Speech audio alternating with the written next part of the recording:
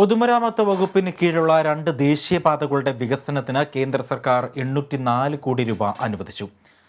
അടിമാലി കുമളി മാലാപ്പറമ്പ് പുതുപ്പാടി പാതകളുടെ വികസനത്തിന് ഭൂമി ഏറ്റെടുക്കാനാണ് തുക. വികസനം മുടക്കുന്നതിൽ പ്രതിപക്ഷം ഹരം കണ്ടെത്തുകയാണെന്ന് പൊതുമരാമത്ത് വകുപ്പ് മന്ത്രി മുഹമ്മദ് റിയാസ് കുറ്റപ്പെടുത്തി.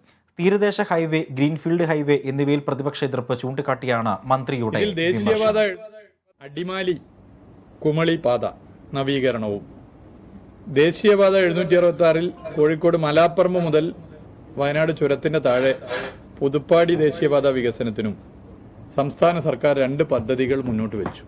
സംസ്ഥാന സർക്കാർ മുന്നോട്ട് വെച്ച ഈ പദ്ധതികൾ കേന്ദ്ര ഉപരിതല ഗതാഗത വകുപ്പ് മന്ത്രി പരിഗണിക്കുകയും 804 കോടി 76 ലക്ഷം രൂപ സ്ഥലം ഏറ്റെടുക്കലിന് അനുവദിച്ചിരിക്കുകയുമാണ്.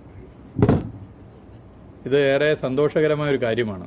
ഇതിൽ ദേശീയപാത 766 മലാപ്പറമ്പ് പുതുപ്പാടി, അതായത് കോഴിക്കോട് ജില്ലയിൽ നിന്ന് വയനാട് ചുരത്തിന്റെ താഴെ വരെ ദേശീയപാത വികസനത്തിന് ഭൂമി ഏറ്റെടുക്കലിനായി 454 കോടി 1 ലക്ഷം രൂപയും, അടിമാലി കുമളി പാതയുടെ നവീകരണത്തിന്, ഇതും വളരെ പ്രധാനപ്പെട്ടതാണെന്ന് നമുക്കറിയാം, ഭൂമി ഏറ്റെടുക്കലിനായി 350 കോടി 75 ലക്ഷം രൂപയും അനുവദിച്ചിട്ടുണ്ട്.